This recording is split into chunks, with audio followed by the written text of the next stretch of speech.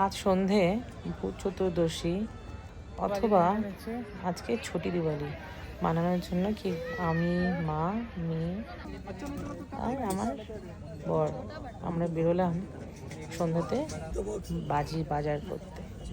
ওখানে তো গিয়ে দেখি প্রচুর ভিড়। আর বিকেলবেলায় আজকে একটু বৃষ্টি হয়েছিল, যার ফলে প্রচণ্ড জল বৃষ্টি ছিল।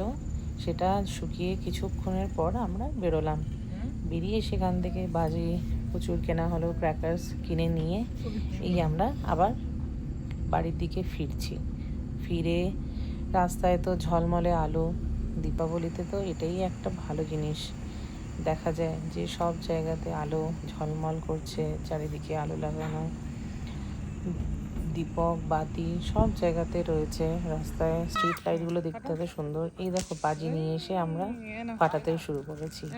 মা তো ভীষণ খুশি এই একটা নতুন টাইপের দেখে। এটাতে না আগুন লাগে না কিছু, জাস্ট এটা নিয়ে ছুঁড়ে মারলেই ফটাস ফটাস করে ফাটে। আর খুব ভালো দেখতে এগুলো, আর খুব মজা লাগে। আমরা এগুলো অনেক নিয়েছি, এক বক্স পুরো 50টা প্যাকেট তার ভর্তি ওর মধ্যে নিয়েছি। আর বাকি বাজিগুলো কিভাবে ফাটালাম আর কি করলাম পরের ভিডিওতে দেখাবো। সরে যা মিনি, সরে যা।